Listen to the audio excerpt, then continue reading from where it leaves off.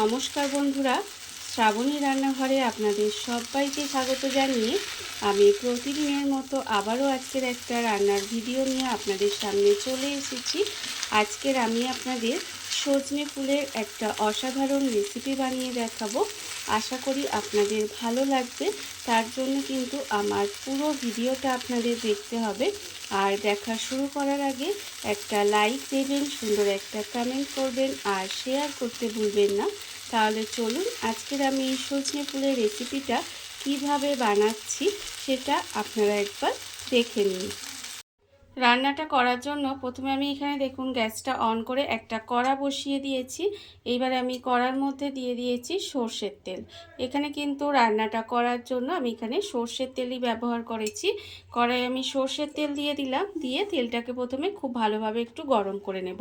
তেল কিন্তু প্রথমে খুব ভালোভাবে গরম করে নিতে হবে। আর আমি প্রতিদিনের মতো আপনাদের একটা কথাই বলবো যে প্লিজ আমার ভিডিওটা আপনারা টেনে টেনে দেখবেন না, পুরো ভিডিওটা দেখুন। আশা করি আপনাদের ভালো লাগবে। দেখুন এবারে তেলটা কিন্তু আপনাদের সাথে কথা বলতে বলতে গরম হয়ে গেছে। এবারে আমি তেলের মধ্যে দিয়ে দেব বড়ি। এখানে কিন্তু বেশ কিছুটা বিউলির ডালের বড়ি আমি তেলের মধ্যে দিয়ে দিলাম, দিয়ে বড়িটাকে প্রথমে ভেজে নেব। বড়িটা কিন্তু এইভাবে একটু লাল করে ভেজে নিতে হবে। এমন করে বড়িটা ভাজবেন যাতে বড়িটা লাল করে ভাজা হয়ে যায় অথচ পুড়ে না যায়, সেটা কিন্তু লক্ষ্য রাখতে হবে। প্রথমে বড়িটাকে একটু সুন্দর করে ভেজে নেব। বড়িটা আমার এখানে সুন্দর করে ভাজা হয়ে গেছে। বড়িটা আমি এখানে সুন্দর করে ভেজে নিয়েছি। এইবারে বড়িটাকে আলাদা করে তুলে রেখে দেব। বড়িটা কিন্তু আলাদা করে তুলে রেখে দিতে হবে। বড়িটা আমি আলাদা করে তুলে রেখে দিয়েছি। এবার এই তেলের মধ্যে দিয়ে দেব খুব সামান্য একটু কালো জিরে ফোড়ন দিলাম। অল্প সামান্য একটু কালো জিরে ফোড়ন দিয়ে ফোড়নটা কিন্তু প্রথমে খুব ভালোভাবে একটু ভেজে নেব। আর যখন দেখবেন ফোড়ন থেকে সুন্দর একটা গন্ধ বেরোচ্ছে তখন কিন্তু আমি এর মধ্যে দিয়ে দেব আলু। এখানে কিন্তু আলুগুলো আমি একটু এইভাবে সরু সরু করে কেটে রেখেছি, সেই আলুগুলো দিয়ে দিচ্ছি। আর আমি এখানে দিচ্ছি কুমড়ো। এখানে কিন্তু আলু আর কুমড়োটা প্রথমে দিয়ে দিতে হবে, যেহেতু আলু আর কুমড়োটা একটু শক্ত সবজি, সেই জন্য কিন্তু এইভাবে আলু আর কুমড়োটা আমি প্রথমে এর মধ্যে দিয়ে দেব। আলু আর কুমড়োটা এখানে দিয়ে দিয়েছি, দিয়ে এবার এইভাবে একটু নাড়াচাড়া করে নেব। নাড়াচাড়া করে নিয়ে ঢাকা দিয়ে একটু সময় এটাকে রান্না হতে দেব। এইভাবে কিন্তু ঢাকা দিয়ে এটাকে একটু 1 থেকে 2 মিনিট মতো এইভাবে একটু রান্না হতে দেব। আলু আর কুমড়োটা এইভাবে একটু ঢাকা দিয়ে কিছুক্ষণ রান্না হতে দিয়েছিলাম। এবার ঢাকাটা খুলে নিলাম। খুলে নিয়ে দেখুন একটু কিন্তু এরকম নাড়াচাড়া করে দেব। খুব বেশি কিন্তু ভাজিনি, দেখতেই পাচ্ছেন, জাস্ট একটু সময় ঢাকা দিয়ে এটা একটু রান্না হতে দিয়েছিলাম। এইবারে আমি এর মধ্যে দিয়ে দেব অন্যান্য সবজিগুলো, মানে এখানে শিমগুলো এইভাবে একটু সরু সরু করে কেটে রেখেছি, সেই শিমগুলো দিয়ে দিলাম। আর দিচ্ছি এখানে বেগুন। শিম আর বেগুনটাও কিন্তু এই একসঙ্গেই দিয়ে দিতে হবে। দিয়ে এবারে সমস্ত কিছু কিন্তু সবজিগুলো খুব ভালোভাবে ভেজে নেব। সবজিগুলো কিন্তু প্রথমে খুব ভালোভাবে একটু ভেজে নিতে হবে। আর আমার চ্যানেলের নতুন বন্ধু পুরনো বন্ধু সবাইকেই বলছি আমার তরফ থেকে অনেক অনেক ভালোবাসা। নতুন বন্ধুদের বলবো যদি আমার চ্যানেলটা সাবস্ক্রাইব করেন তাহলে পাশে থাকা বেল বাটনটা অবশ্যই প্রেস করে দেবেন, যাতে আমি যখনই কোনো নিত্য নতুন ভিডিও আপলোড করব সবার প্রথমে আপনাদের কাছে নোটিফিকেশান চলে যাবে এবং আপনারা আপনাদের সময় মতো ভিডিওটা দেখে নিতে পারবেন। আর পুরনো বন্ধুদের বলবো এইভাবে আমার পাশে থাকার জন্য, আমাকে এগিয়ে যেতে সাহায্য করার জন্য আপনাদের অসংখ্য অসংখ্য ধন্যবাদ। দেখুন সবজিটা কিন্তু আমি এইভাবে প্রথমে একটু ভেজে নিচ্ছি। আর এই সময় দেখবেন এই যে সজনা ফুল খেতে তো ভীষণই ভালো লাগে, বিশেষ করে খাওয়াটাও কিন্তু ভীষণ উপকারও।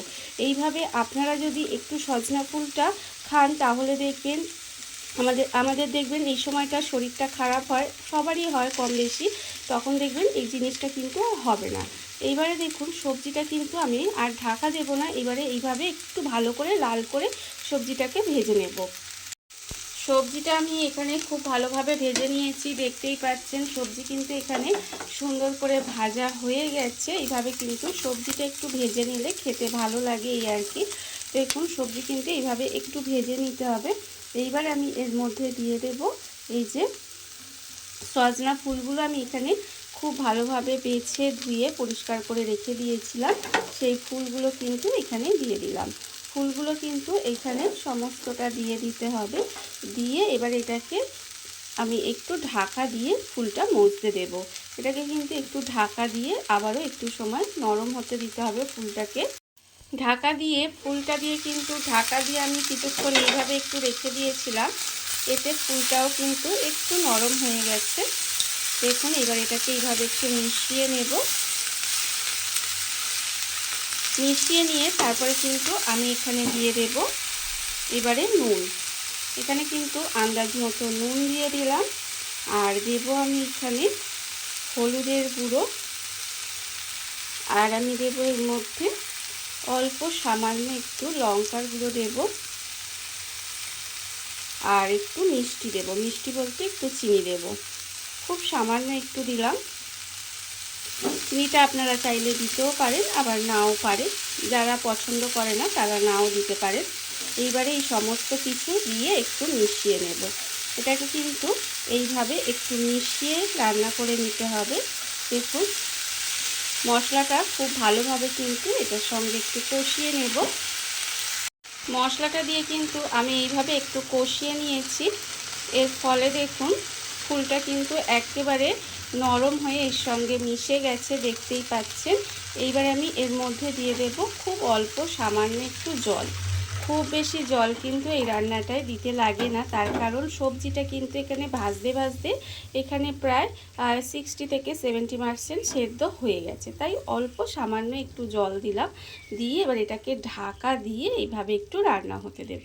ঢাকা দিয়ে কিন্তু ভালোভাবে রান্না হতে দিতে হবে, যাতে এই যে সবজিটা আছে যেটুকু বাকি আছে সেটুকু ভালোভাবে সেদ্ধ হয়ে যায়। আর দেখুন এটা যতক্ষণ এখানে হচ্ছে ততক্ষণ দেখুন আমি কিন্তু অন্যদিকে এখানে যে বড়িটা ভেজে রেখেছিলাম সেই বড়িটা এবার একটু গুঁড়ো করে নেব। এটা কিন্তু একটু আধ ভাঙা করে একটু গুঁড়ো করে নিতে হবে। বড়িগুলো আমি এখানে ভেঙে নিয়েছি, দেখতেই পাচ্ছেন। আর অন্যদিকে দেখুন যে ঢাকা দিয়ে আমি এটা একটু রান্না হতে দিয়েছিলাম সেই সবজিটাও কিন্তু এখানে আমার সেদ্ধ হয়ে গেছে। দেখুন সবজিগুলো কিন্তু এইভাবে একটু গোটা গোটা আছে, কিন্তু সবজিগুলো এখানে সেদ্ধ হয়ে গেছে। দেখুন আলু কুমড়ো সমস্ত সবজি সেদ্ধ হয়ে গেছে। যখন দেখবেন এটা একটু রান্না হয়ে আসছে তখন আমি এর মধ্যে দিয়ে দেব এই যে বড়িটা যে আমি এখানে ভেঙে রেখেছিলাম সেই ভাঙা বড়িটা কিন্তু দিয়ে দিলাম। ভাঙা বড়িটা দিয়ে এবার এটাকে একটু মিশিয়ে দেব। এটা কিন্তু একটু সময় মিশিয়ে দিতে হবে, মিশিয়ে একটু রান্না করে নেব। আপনারা চাইলে কিন্তু এটা এইভাবেও রান্না করে খেতে পারেন, তবে এটাকে আরেকটু ভালো লাগার জন্য আমি এখানে দিয়ে দেব। দেখুন এখানে আমি পোস্ত একটু বেটে রেখেছি, সেই পোস্ত বাটাটা কিন্তু এখানে দিয়ে দিচ্ছি। পোস্ত বাটাটা দিলে কিন্তু খেতে আরও সুস্বাদু হয়। দেখুন এখানে পোস্ত বাটাটা দিয়ে দিলাম। আর পোস্তর বাটিটা ধুয়ে অল্প সামান্য ছিটে ফোঁটা একটু জল দেব। এই যে এইটুকু সামান্য একটু জল দিয়ে দিলাম। দিয়ে এবার এটাকে মিশিয়ে দেব। পোস্তটা কিন্তু এইভাবে একটু মিশিয়ে রান্নাটা করে নিতে হবে। দেখুন এইভাবে সবজির সঙ্গে ভালোভাবে মিশিয়ে দেব। মিশিয়ে কিন্তু খুব বেশি সময় রান্না করার দরকার নেই, 2 মিনিট মতো একটু রান্না করে নেব। পোস্তটা আমি মিশিয়ে 2 মিনিট মতো এইভাবে একটু রান্না করে নিয়েছি। দেখুন রান্না কিন্তু আমার এখানে প্রায় হয়ে গেছে। এইবারে আমি নামানোর আগে এর মধ্যে দিয়ে দেব একটা চেরা কাঁচা লঙ্কা দিলাম। আর দেব আমি ওপর থেকে একটু কাঁচা সর্ষের তেল ছড়িয়ে দেব। এতে কিন্তু খেতে আরও ভীষণ সুন্দর হয়। গরম ভাতের সঙ্গে যদি এইরকম একটা সজনে ফুলের রেসিপি থাকে আমার মনে হয় এটা দিয়ে অনেকটা ভাত খেয়ে নেওয়া যাবে। দেখুন এবার এটাকে একটু মিশিয়ে নেব। মিশিয়ে নিলেই কিন্তু রান্না আমার একেবারে রেডি হয়ে গেছে। এইবারে আমি গ্যাসটা অফ করে দেব আর আপনাদের পরিবেশন করে দেখাবো ঠিক কেমন হলো। দেখুন বন্ধুরা, বাড়িতে থাকা কত অল্প উপকরণে কত অল্প সময় কত সুন্দর একটা সজনে ফুলের রেসিপি তৈরি হয়ে গেছে। আপনারা দেখতেই পেলেন। আর এটা কিন্তু খেতে ভীষণ সুন্দর হয়। এইভাবে আপনারাও একদিন হলেও বাড়িতে বানিয়ে দেখতে পারেন। আর এই ভিডিওটা যদি আপনাদের ভালো লেগে থাকে আপনারা আমার চ্যানেলটা সাবস্ক্রাইব করে এইভাবে আমার পাশে থেকে যেতে পারেন। তাহলে চলুন আজকের ভিডিওটা এই পর্যন্তই। নমস্কার।